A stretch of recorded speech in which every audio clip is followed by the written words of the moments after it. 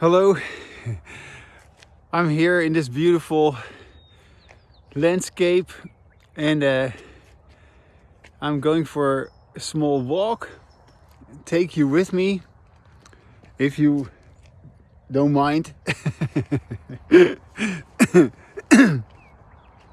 There's a piece that I want to show you. I leave my bicycle behind. Here, this is such a nice area.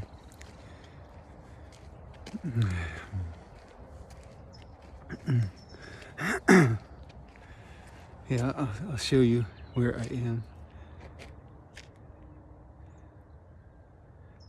Maybe it doesn't really come out so well on the video, but in any case, you see my bicycle behind me. The sun is coming up over the hills, and I'm going to read something to you from my writing. Something that I have not been able to say before, have not been able to address before in the way that I address it today. I wrote it this morning, and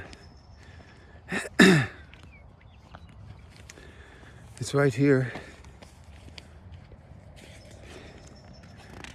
And I feel it is important that people that become familiar with embodied language, that they know about this. I have, until now, never written or spoken very much about what it is like to have embodied language with others who already know how to have embodied language.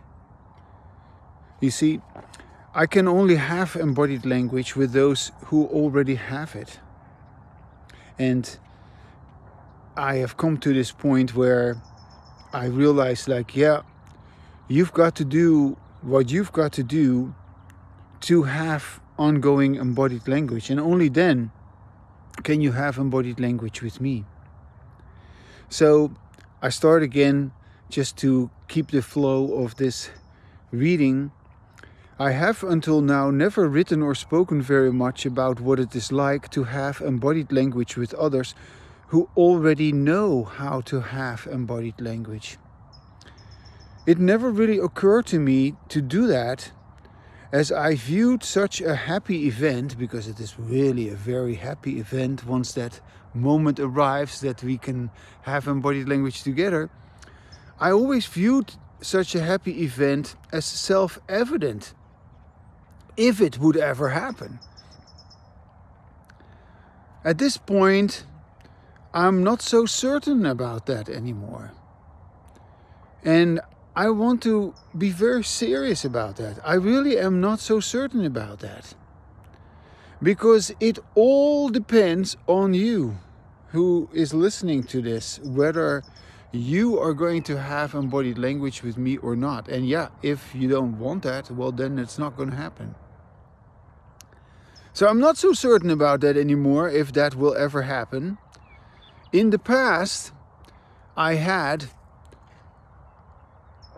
ongoing embodied language with many people because I was the one who was always facilitating it.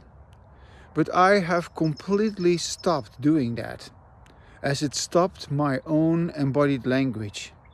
And it made me engage in disembodied language again, because in one way or another, I always ended up pointing out or talking about the disembodied language of others. As long as I talk with my own embodied language about my own disembodied language, I am fine. I am simply, whenever it is needed, letting myself know about my history of conditioning with my disembodied language. But as soon as I talk about the disembodied language of others, I am trying to do for them what they should be doing for themselves. I already know what it is like to have embodied language with those who can have embodied language, and I don't want to repeat all that effort that I have put into that to make that happen. I'm not going to do that anymore. People are completely ignorant about what it took for me to make it possible for them to have embodied language. Surely, having embodied language with someone who already knows how to have embodied language is, of course, effortless and doesn't require anyone's interference with the other. In other words, I don't want to interfere with anyone's disembodied language history, as they will have to do this themselves.